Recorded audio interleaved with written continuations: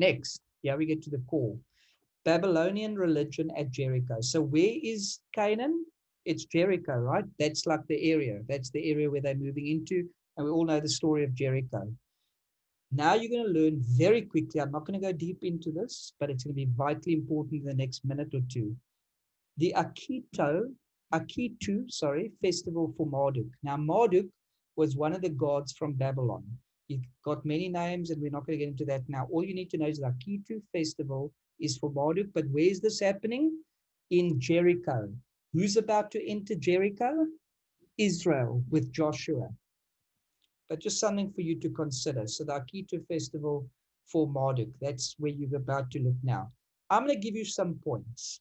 You need to tell me when this starts sounding interesting. Okay, is everyone ready for this?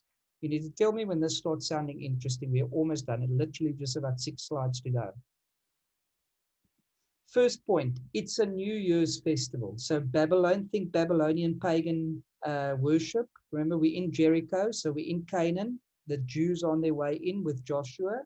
This is a New Year's festival.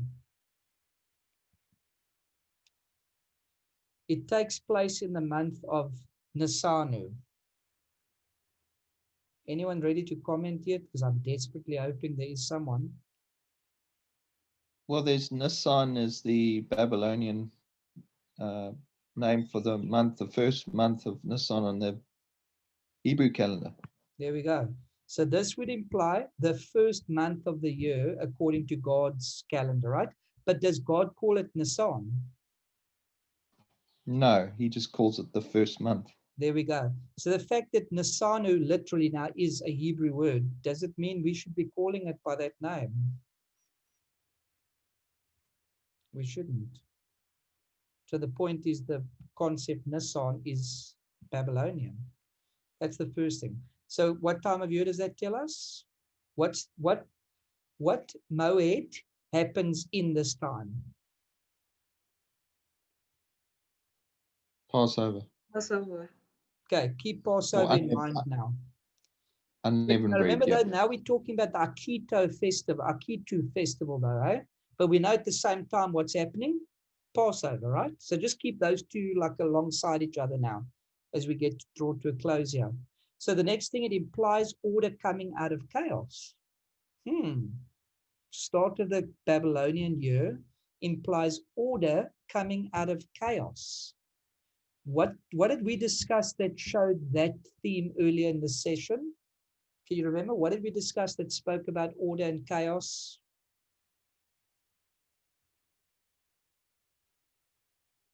That was the ancient pre-Egyptian account of creation, or the pagan account. So can we already see there's a connection between Egyptian culture and Babylonian culture? Yes. What have I been telling everyone for years? Babylon is reprojected in Egypt, in Rome, in Greece, and everywhere. I hope you're seeing the evidence of what I was saying with that, right? So please note, this is a New Year festival. Takes place in the month of Nisanu, which is the Babylonian beginning of the year. The whole ceremony, I'm going to explain a bit of the ceremony to you now, implies order coming out of chaos. And they play this out with rituals. Guess what else happens? There's a high priest that oversees this. Isn't that interesting? Are you ready for the next one? Tell me why this is important.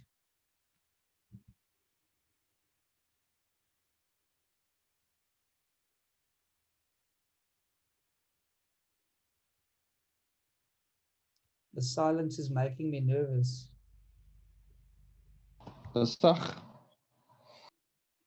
Why is the Babylonians slaughtering a sheep an interesting fact for us following Judaism? That's how Jesus was described as the sheep being slaughtered. Yes, Catherine, at what time of year? This exact time of year. Now, in this process, the sheep gets decapitated and blood gets spilled, literally. The point of killing the sheep is the blood, believe it or not. It's literally even that far goes. 2 people are involved in that process, and they, by doing it, get this, become defiled. But they have to do it. The high priest, I think the high priest, I'm not sure now, there's two characters that form part of this process. And in being defiled, they become defiled. They have to, because they have to do the process. Do you know what they end up doing? Those two characters. Tell me if this sounds interesting.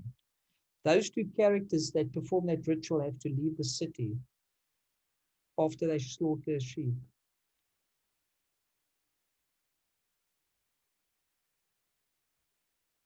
Why does that seem interesting?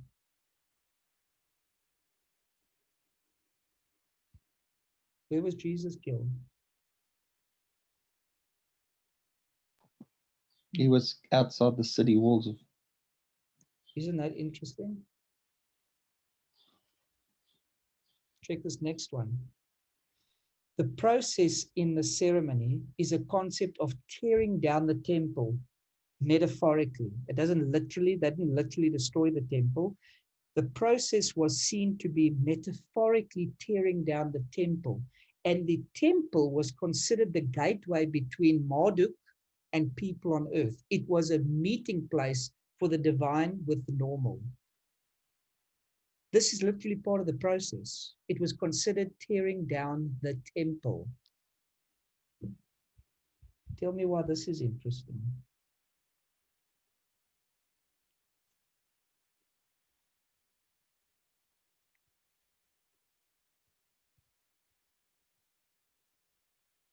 Come on, guys. Well, there's an earthquake and the curtain splits. What does Jesus prophesy? Oh, that the temple would be destroyed. And that he would raise it up in 3 days. Yeah. Do you want to know how long the process tended to be between tearing down the temple in the ceremony and it being raised up? About the same time.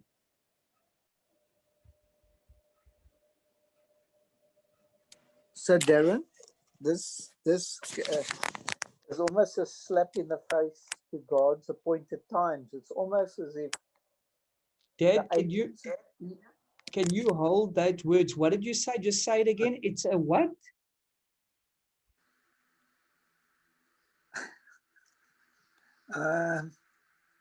Use those exact words again. What did you just say? It's a what?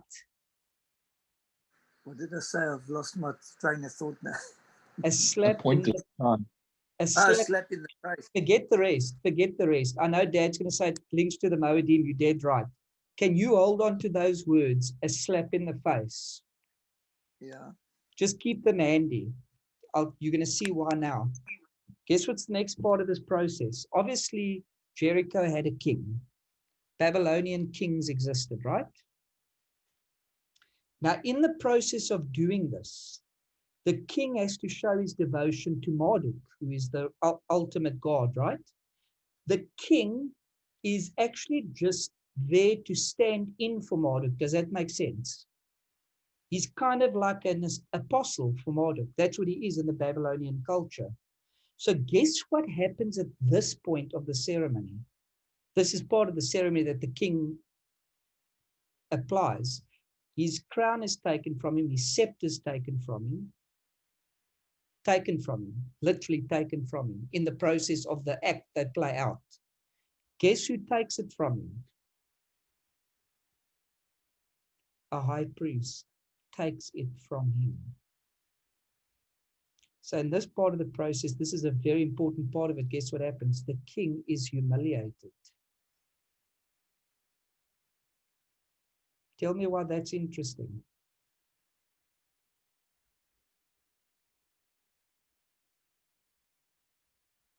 Well, Jesus was humiliated with the scourging and the lashes. Right. Dad, since you are talking, drop in that sentence. What did I ask you to say again? It's a what? Sorry, slap in the face. Watch the next one. Part of the humiliation of the king. Guess what happens? By the hand of the high priest. By the hand of the high priest.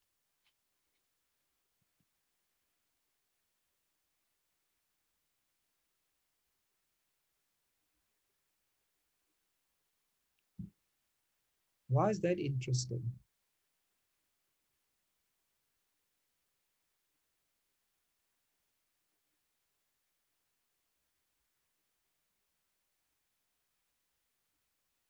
Wasn't Jesus slapped in the process of his humiliation?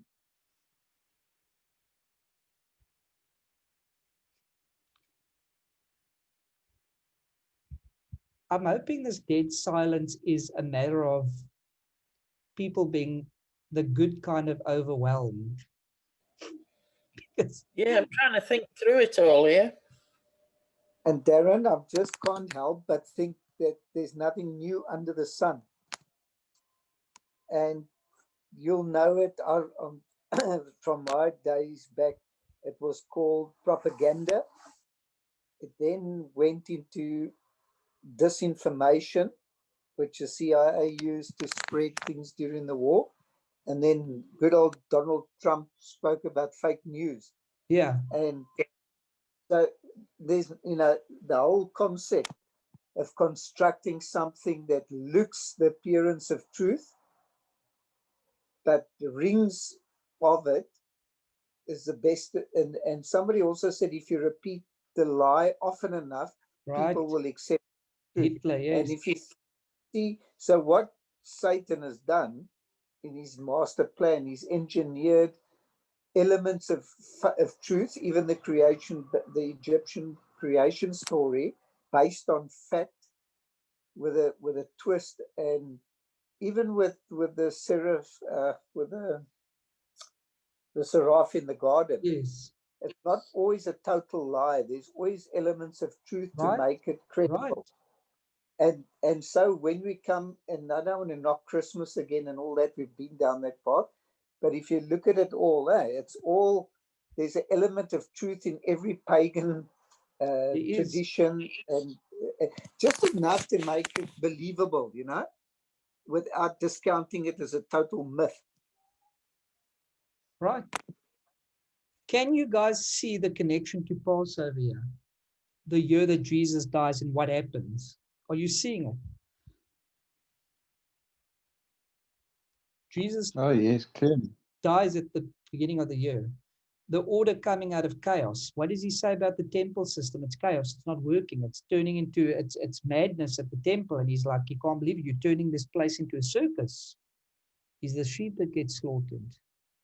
He's killed outside the city, like the performers of the ritual that have to leave the city. In the process, the idea is that it gets torn down. And the idea of the temple getting torn down is to suggest chaos being removed to bring back order again. So that when the temple is built back up in the metaphorical sense, in the Babylonian ritual, it implies getting things back into order. The king being humiliated is so as to make sure that he has not projected himself above Marduk. What did Jesus say throughout his whole ministry? I have to do what my Father wants to do. Do you see that Jesus is effectively allowing kind of the elements of this Babylonian festival that was based on lies? He plays it out in real life and turns it into a picture of restoration. And isn't it amazing that that effectively implies he's bringing order out of chaos? He gets slapped. In fact, even Paul gets slapped by the high priest in his story, which is another interesting fact. And of course, this takes place in Nisan. I'm not even telling you other elements of the story that actually even makes the Babylonian story sound impressive and amazing because they were really dedicated to what they were doing. Darren? Yes. Wouldn't this then, I think you said this last week specifically, but I know you've written it in the group. This then goes back to the idea that, again, during this time, Israel is still being formed. It's only been, I think, like 300 or 400 years since Abraham was called. And then that would mean that still these people's ancestors will still have elements of the Moedim that was given to the nations. Oh, absolutely. Yes. Yes. So what they were doing was based on truth. Yes. Yeah.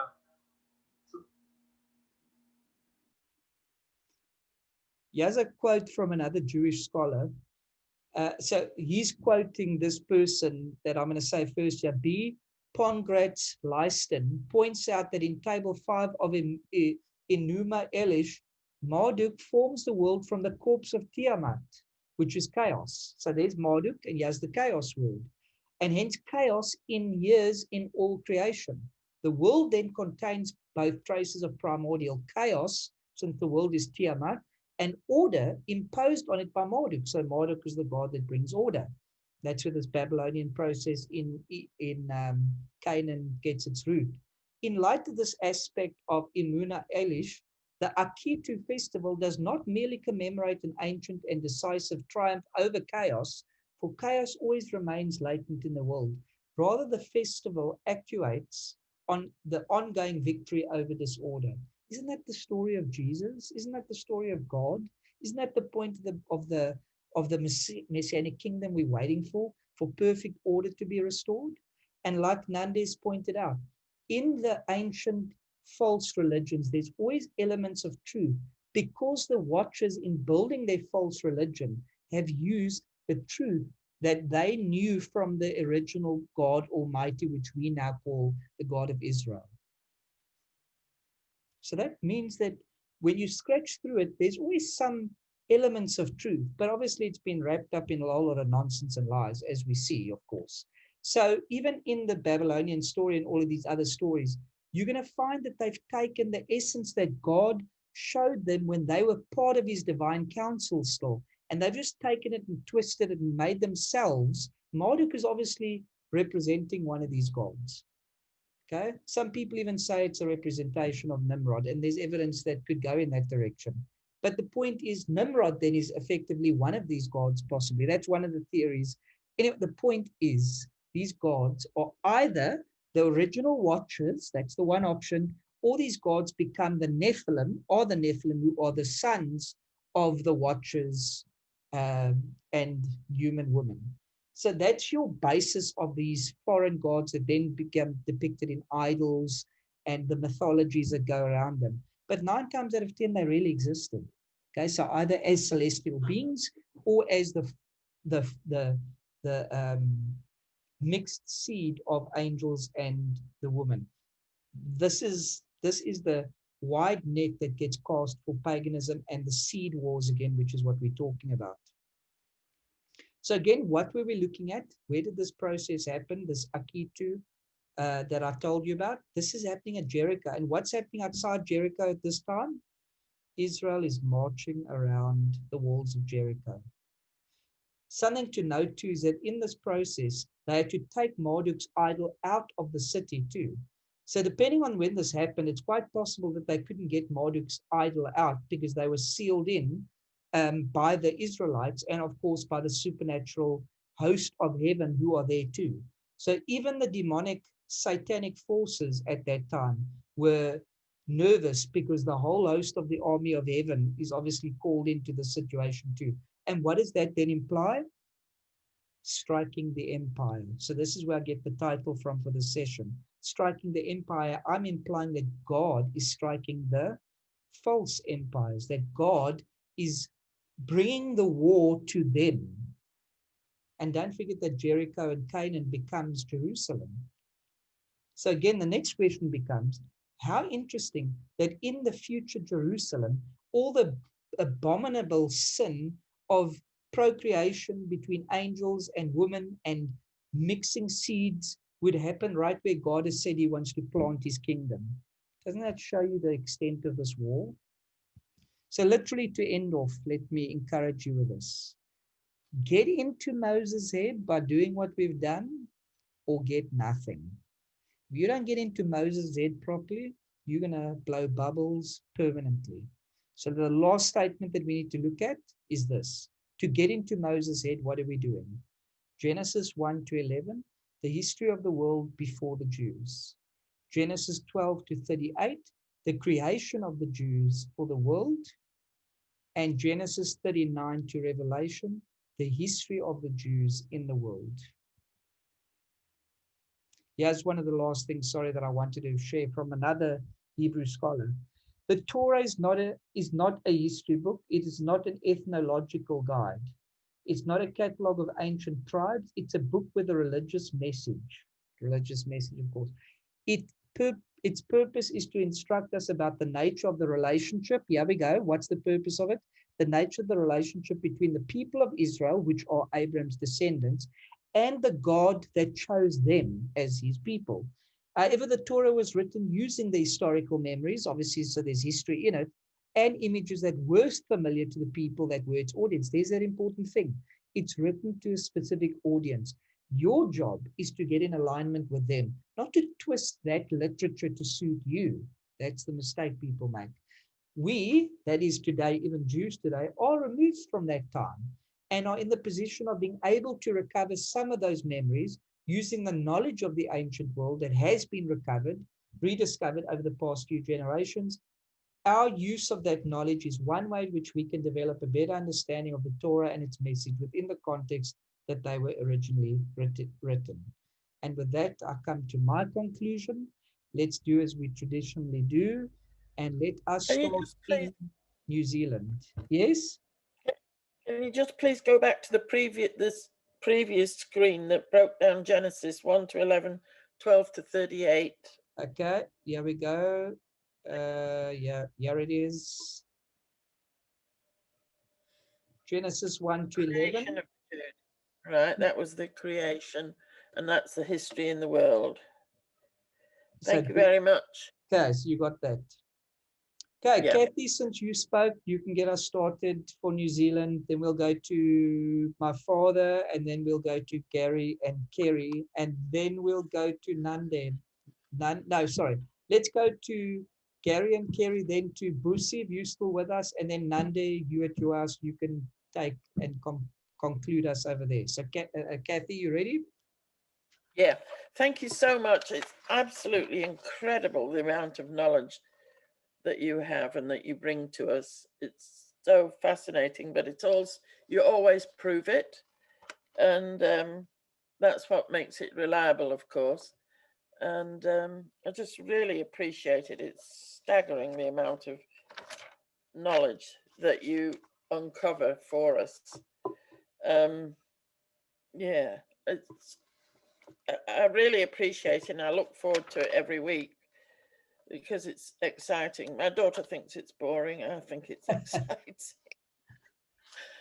And I said, "Oh, I love it! I love it." Yeah, so thank you very much. And I'm going to have to read through all this again. Yes.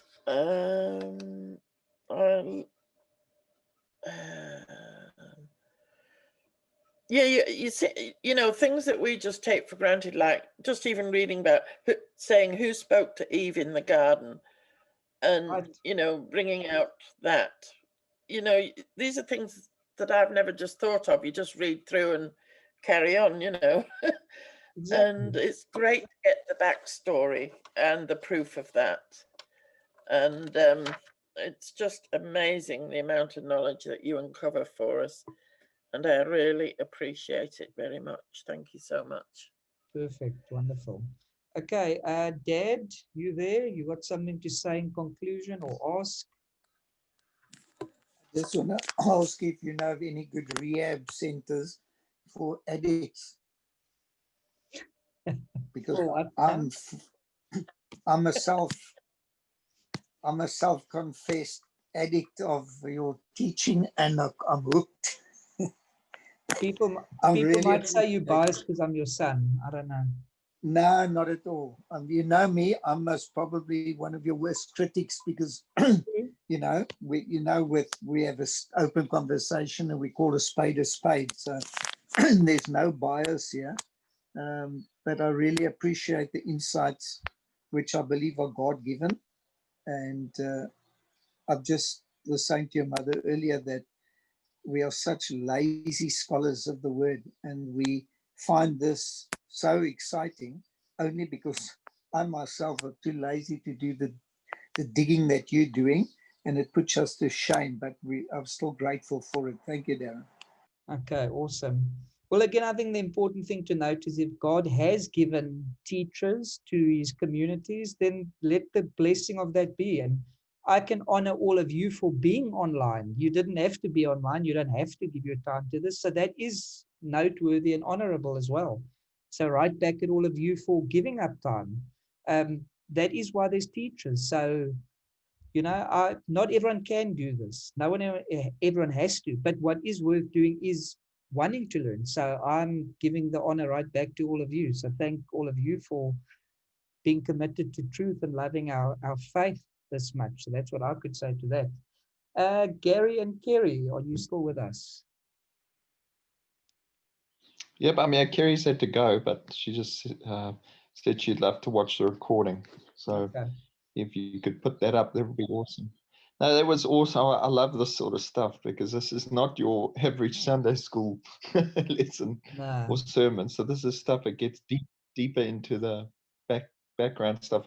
But if we could do a study on the angels, the beings, the creatures in heaven, in the heavenly abode, that would be awesome. Let's do that next I'd love week. to How's learn that for an idea? Next week. It's done. Yeah, and on the subject of Moses, I'm fascinated by Moses. I think he's an amazing person, and as fallible as he was, he's just an incredible person. One thing that I always admire when I read the text, I see he couldn't enter the promised land. He couldn't enter crossing the Jordan to. He died on with what many archaeologists and people believe is Mount Nebo, which is in modern day Jordan today. Yes. And the crazy thing is, I think if he would have stood on that mountain and he would have looked over into the plains and probably seen Jerusalem, even from the hills of Jerusalem. Right. And he would have seen, well, when I say Jerusalem, the Jebusite village or territory, and you would have seen Jericho. Right. I always wonder what this man must have been feeling to be so close, but yet so far of seeing the promise, the Abrahamic thing, Yeah, the disappointment, the anger, the joy, all rolled up into one. In that moment, having to hand the relay baton over to Joshua, who gets to realize all his work before. I cannot but help think of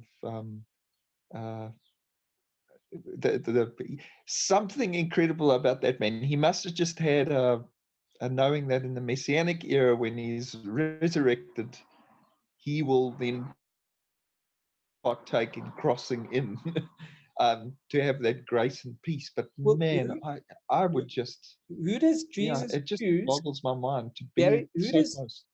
Who does Jesus choose to have a conversation about the millennial kingdom at his transfiguration? Well, there we go. Yes, true. Moses is there. That's and true. Yes. And Jesus is probably chirping him, hey? So, like, don't worry, you're just going to sleep a little bit longer, and then, you and Joshua will catch up. Yes. But I've always admired that, because I think, man, to see it, so you can see it with your eyes, you're getting this little taste of it, but you're not going to partake in it just yet. Right. Yeah.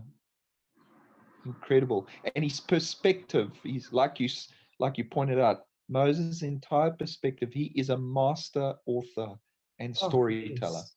The way he weaves in and out, and he can layer and remaze things and bring it out. He is one of the greatest storytellers in Judaism. There's no doubt. What's our most lovable name for Moses? Moshe Rabbeinu. Moses, our teacher. And he is that. And I love him dearly. I'm going to give him a big fat juicy kiss in my supernatural glorified body.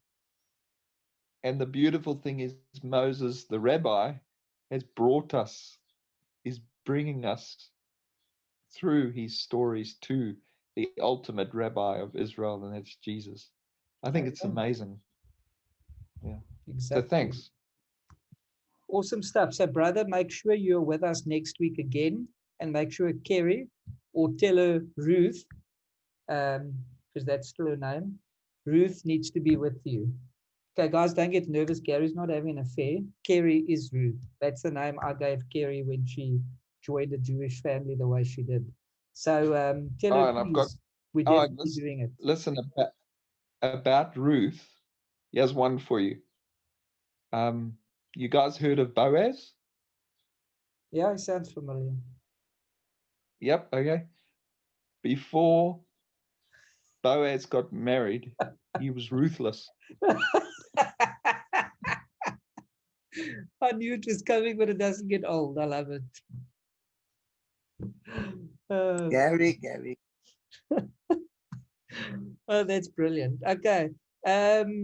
Let's go to Boosie. Boosie, you still with us before we end off with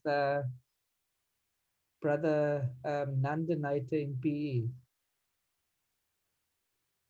Yes, Darren, I'm here. Thanks once again for a lovely and informative session. The one about the watchers being involved in animal genetics, like messing with the animal genetics, that one I was more than surprised about, more especially since I've been reading that verse and I just never caught on about that part. Right, yeah. Yeah.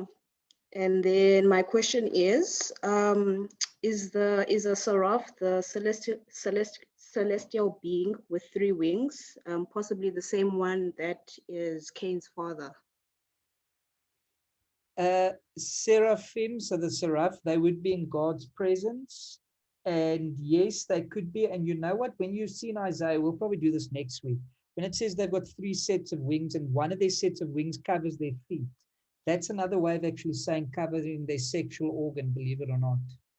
To cover your feet in Jewish thought is to kind of cover your sexual organs. But okay, we'll get into that probably next week.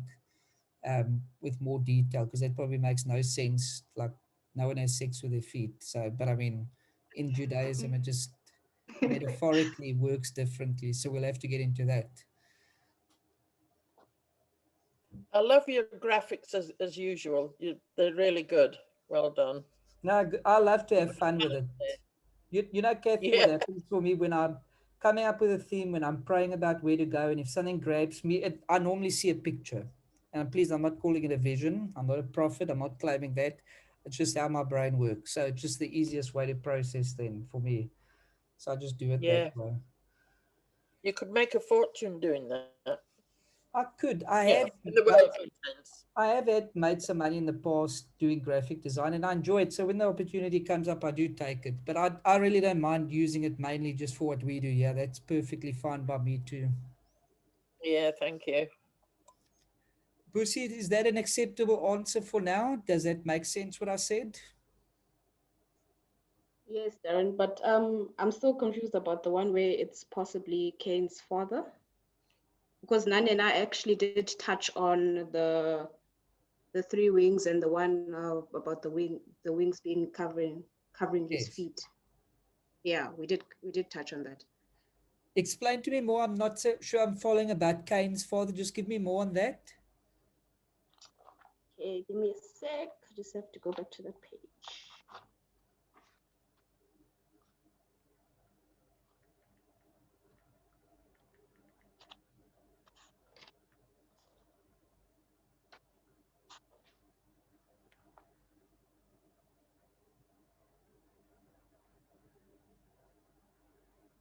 Okay, so in my notes here, I have Cain's father is a seraph, which is a celestial being, a kind of like an angel in the sense that it is supernatural.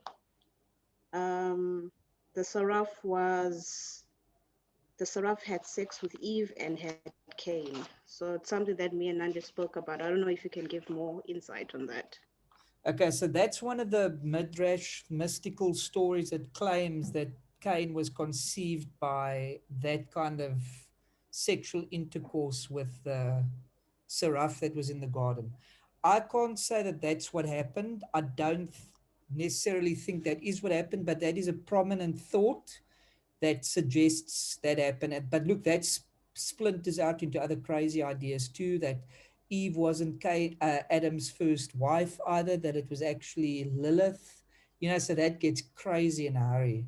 But that is a prominent theory that especially gets peddled in paganism or like darker side Kabbalah and Judaism and all that. So it is a theory that goes out there.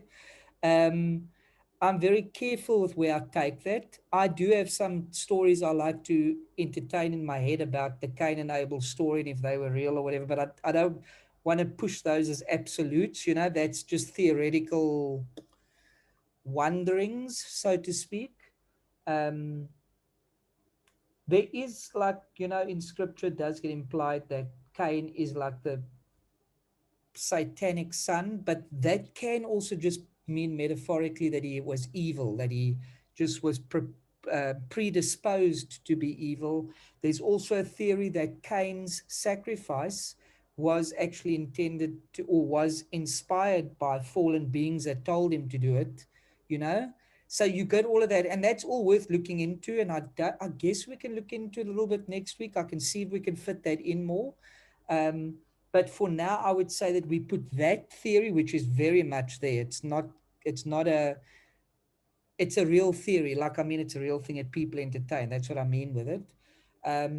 I would still put it safely in a box, if you follow what I'm saying, like just a little bit to the side, because we can't comfortably prove that that's what Moses had in mind. But in terms of it actually being a theory, it's very much is there. Yes, it would be nice to touch on that next week. Hey, sorry? I'm saying it would be nice to touch on it next week. Yeah, Like I'll go see if a we bit can fit that in. We can probably spend some time looking into those stranger ideas, the mythologies about what happened with Lilith and Eve being the second wife, not the first. It's very weird stuff, but we can probably slot it in, yes.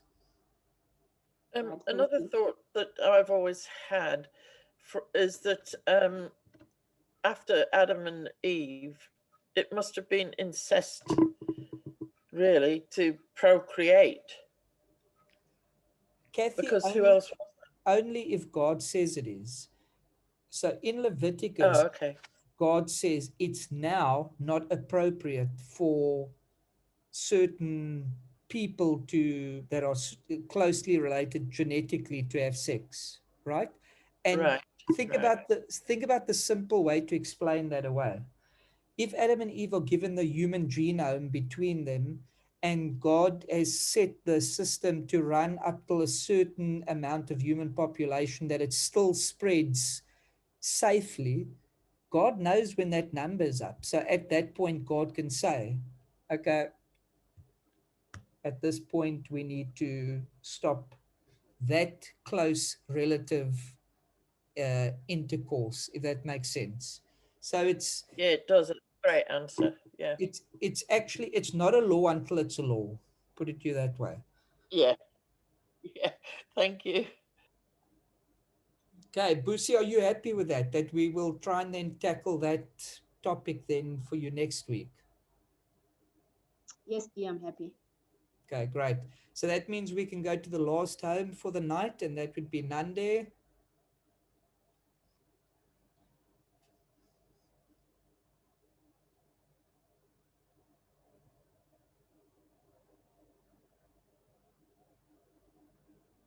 Okay, D.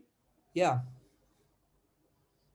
I just want to say thank you so much for these conversations. They really are informative, and I'm so impressed. Thank you so much. I'm looking forward to next week. Thanks. Wonderful. It's an absolute pleasure. Yeah, they just my father had to just go quick, but he was also very impressed. Oh yeah. I think I had a question though. We're gonna rewatch this again. We have to, but gosh. Oh, on Lucy's question, I I think I don't know. I'm not sure, but I suspect. I don't think Kane. Again, we probably have to do the research because I've heard the stories. I don't think necessarily Kane was a product of the Seraph because doesn't Eve specifically name Cain God has provided because of the misunderstanding of the prophecy that she had received Right. Yes. from. So I don't know. I think she would have not named Cain God as the potential Messiah if she knew Cain's actually a product of the reason they're getting kicked out of the garden. I don't know. Maybe I could be wrong also. Well, that's something we can explore with good detail next week, because that's a valid point to consider. Yeah, but yeah, this, this was crazy. The last part specifically about Babel or Jericho specifically, it's almost as if, I don't want to say they're not creative, but it's when, because we understand. I remember you teaching once that we know that Jesus didn't specifically come to die. He had a specific mission and had when he came. And unfortunately, because of the few people, enough people in the Sanhedrin that rejected him, he then has to choose a different course of action. And the kingdom doesn't get set up in his first coming. And so we know that him dying, the forces trying to kill him are not of God because of, what's her name? Pilate's wife's vision. Yes. Uh, she says, you know, don't kill this man. Don't order. And we know that the Sanhedrin didn't have the authority to kill anyone. It had to get Pilate's. Rome had to basically accept that. So I think obviously Rome being under whatever king, what fallen son of God at that time, would not have one. Would It's kind of interesting. I think they were basically taunting God in a way. The when I look at the Babel order of events, slapping the king, knowing that this is the promised king, and just basically saying, it's actually going to end up being the way we want it to be. We're Right. taking your Modin, we're screwing it over, and we're winning. And I think Paul says so. I don't know who says so, but basically during that time they thought they had won when they were killing Jesus, just for that to be reversed, because they wouldn't have killed him if they knew that Of the course. resurrection was. Yeah, they wouldn't have. They wouldn't have gone through with it. But again, it just shows that even at this dark time, even at that darkest time, God is more than in control. He's not. It's not even a contest, really. I think he's just, and that's just what I got from that Babel account. That's just so awesome that even now with 2020 or 2021, things getting so dark, and me and you've been talking about how heightened the supernatural darkness has been. That we're on the right side. Absolutely, we are. Yeah. So it might get dark, but yeah, I just, this kind of teaching helps empower us, I think, and understand that, yeah, there's a lot going on supernaturally that imparts of the natural, and we need to know what we're talking about. We need to know what the side we're fighting on and what's really going on. Amen. That's it. You're right. I agree. Thanks, Steve. I'll see you tomorrow. Awesome. Can't wait to see you tomorrow. Okay. Thank you to everyone. This was an incredibly long one. I swear, I must stop saying that I think it's going to be a short session, because it tends to make it longer. But when we do get this on, maybe while Nandi's with me tomorrow, he can remind me to start putting some of this online again. That's why we're cutting the sessions online, the recordings, into little pieces, so that it's not more than like 30-minute a section. So it's not too much to have to try and sit through it in one shot. So we'll definitely make sure this one gets on. And next week, I've already got the concept for next week's one on the angels. So that's going to be a big one. We'll get into that as well. So thank you again to everyone for your patience and your time and your contribution. And I'll see you.